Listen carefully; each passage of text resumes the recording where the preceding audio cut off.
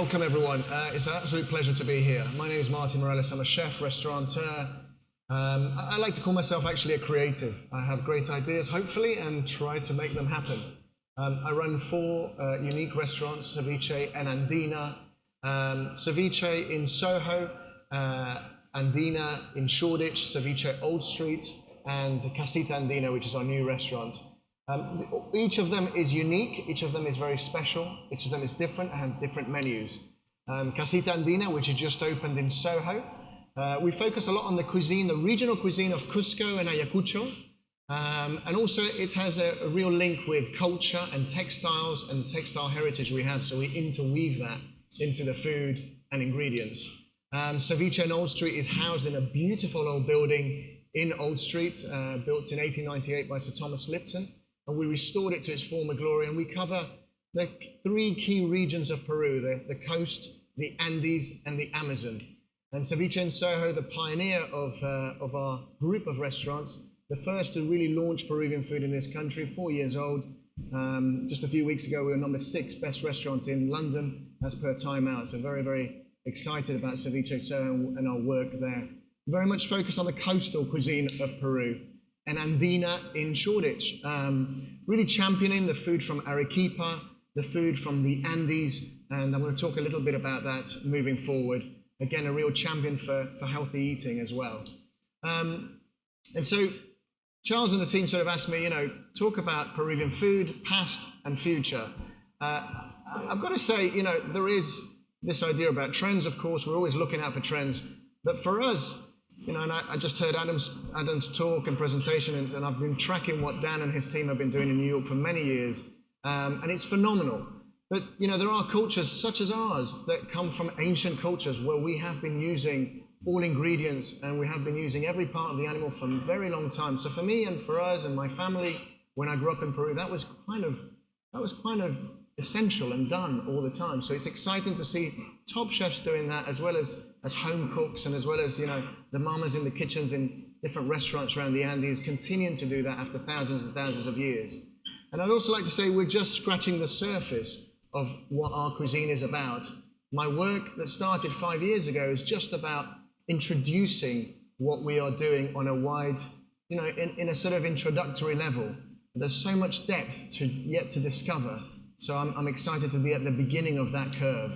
Why Peru, and what makes Peru so special? Peru is a land that is thousands and thousands of years old with incredible ingredients. 30 of the 32 climates in the world you can find in Peru. So at every different level, at every 100 meters, different ingredients grow. But also in the different regions, there are so many different cultures, dances, music, ingredients, dishes, drinks. And that's the fascination. If we look here on the graph, on this map, you'll see the green part, that's the Amazon. That takes a big part of Peru. 2/3 of our country is Amazonian. The wealth of ingredients there, just imagine that. The sort of brown part is the Andean part, the Andina part of the Andes, and then the coast, which is more desert land, where Lima and other cities are as well, is the coastal part. So 3 key regions. So we've got the Andina cuisine, which is really the ancient cuisine, the indigenous cuisine that dates back thousands and thousands of years, sometimes 10 to 15,000 of years. And we've got in the last 500 years the migration of Chinese, Italian, Spanish, African and Japanese people, all enriching our culture and all enriching our cuisine. And so Peru is really a world of flavors with ceviches and Criolla cuisine and Afro-Peruvian cuisine, Amazonian cuisine, Chifa, our Chinese-Peruvian cuisine, which is unique to Peru, and Nikkei cuisine, again, our Japanese-Peruvian cuisine. Of course, Pisco, which is our Peruvian spirit, is also part of our cuisine, and Andina cuisine, the cuisine of the Andes, that is the backbone and the roots of all of the cuisines in Peru. So we really think that although my work 5 years ago started with introducing Peruvian food in a wider level, some Andean, some Amazonian, some coastal cuisine, the backbone is Andina cuisine, the food of the Andes. And so that we think that we're just scratching the surface of what that can be. We have 3,500 varieties of potatoes in the world, 3,000 you can find in Peru. So those are native Peruvian potatoes. many of the different grains and seeds and cereals that are now, changing the world, whether it's people call them either superfood ingredients or ingredients with high nutritious value. Many of them come from the Andes of Peru, come from the Andes of Bolivia, come from the Andean regions in South America. So many of those superfoods come from there. Different types of corns and different fruit and vegetables that we've never seen in this country at all and are still not in our supermarkets for various reasons. These are all native to the Andes of Peru and the Andean regions in general. So if we look at this and just break it down, just to understand the regions, we've got 11 different regions in the Andes of Peru.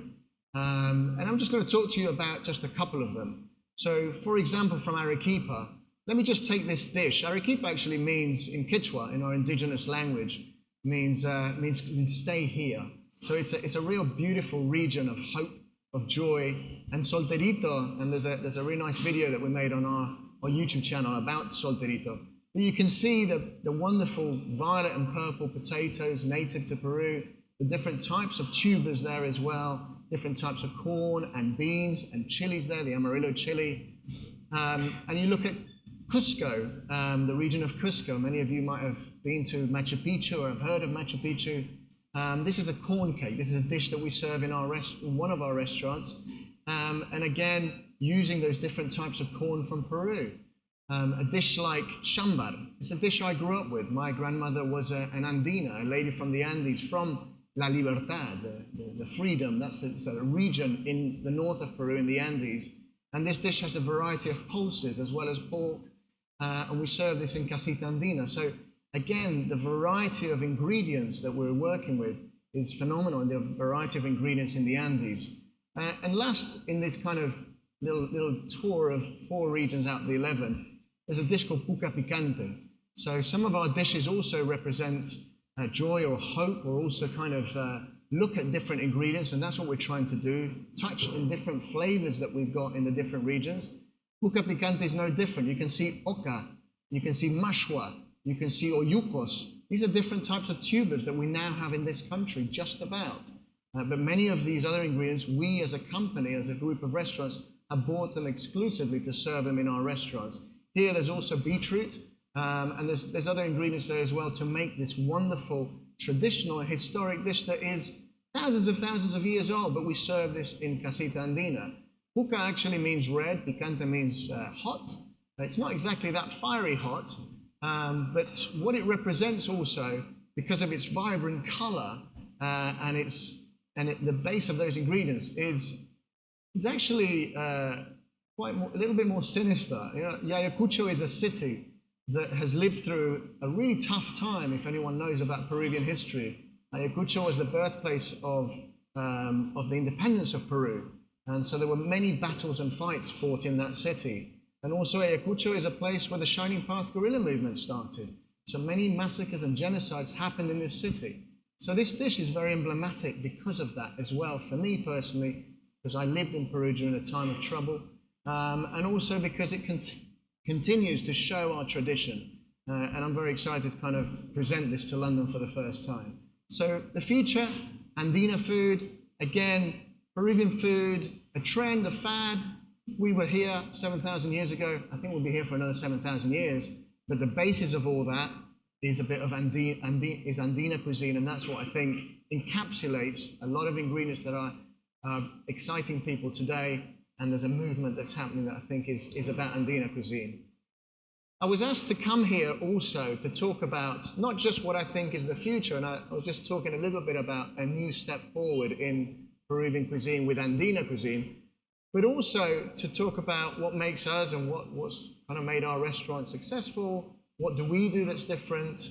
And I'd like to think I split it down into these 3 factors: family, wow, and fresh. And sort of what does that mean? Well, family is based around the spirit of aquí se cocina con cariño. Here we cook with love. And that's a motto in our company that, again, my grandmother sort of taught me. It really means, caring about every single aspect of what we do in the experience in the restaurant, from the way we communicate, to the way we serve, to the way we create a dish.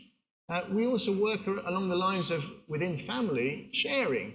So we have small plates, we have open kitchens to share, and so our chefs can share what they do and show the type of cooking that we do. We have a YouTube channel called Martin's Peruvian Kitchen that's very popular, and every week at 7 o'clock on a Thursday we launch a new short film, a new recipe video. So, and then we do masterclasses, and we have our own products as well that we sell in our restaurants. PK Peruvian Kitchen. We have sauces. We work with quinoa, and we're working on a whole series of ingredients that are native to the Peruvian Andes as well. Sustainability and caring for the environment is also part of our family values. So that farm to table is crucial for us. So I work with organic farmers in the Andes of Peru, in Ayacucho, to bring our own quinoa for our restaurants, for others as well. We work on the supply chain and the control of that very, very carefully, working with fair trade and organic restaurants. And we won an award right there with the Sustainable Restaurant Association for the best new sustainable restaurant in the UK award. And we're working with Silo in Brighton, who have just won the award from the Observer of the best sustainable restaurant. We're doing a collaboration with them next year, early next year in February, which we're very, very excited about, focused on zero waste, because that's a huge, huge thing that's very close to my heart and very close to my team's heart to manage, and part of our family values. We give back. That's also part of our family values. We work with Amantani. This is a charity that I support. I'm a trustee in and I'm a director. And as a company, we believe that that link should be made. We have 3 educational homes in the Andes of Peru for very disadvantaged children. And I could have been one of those kids. My grandmother was an Andina, so I never forget that I could have been there, and I could have been in that position to have less opportunities than I have now. So I want to give something back, and my whole team work on different events and different revenue generating events as well, but also raising the awareness of what they do in different kinds of ways. Community, so working with different parts of our community, doing pop-up restaurants, market stalls. That's kind of how we started as well, was from a supper club that I did at my house, and then a few more pop-up restaurants, and then we said, look, let's invest everything we have. And that's when I sold my house and just went, wow, I'm going to start my first restaurant, put everything on the line. But yeah, that community aspect of things is really important. Chef collaborations is crucial. We learn from them, they learn from us, and we kind of give a home to people that don't have a restaurant. So we just did that with a great, great restaurant called Santo Remedio. And so we're constantly learning from others as well. Tradition is crucial for us. Many people look at the future a lot, but we look at the past as well as the future. So in terms of our dishes, drinks, branding, design, we look at the logos of our company. We're always looking at the way of past, where times were more simple, where there was a utilitarian feel maybe, where things were a little bit more democratic in a way, and people were doing things in a very simple way. Tradition is crucial. We're fiercely independent. I always say passion comes before commerce. And lately I've been thinking a lot about this. Think local, act local. In a world that is forever changing, where there's pressures and major brands and money thrown at everything, we really don't think that way. We really think that, we have a mission that comes from another part of the world, but we're also Londoners, we're also people from all parts of the world, and we care about exactly the environment that we live in. So that's around family. The wow factor means really unifying these exceptional flavors and stories and service and atmosphere, putting all those things together. I mentioned sort of provenance before. So quinoa in Ayacucho, or pisco, our Peruvian spirit. We know our distilleries very, very well and the people we work with. And just lately, just for Christmas, for example, we're working with a Yattendon estate with venison and wild boar. So working with local British produce as well is as important as working with the 7% of Peruvian native ingredients that we import ourselves. Craftsmanship is crucial.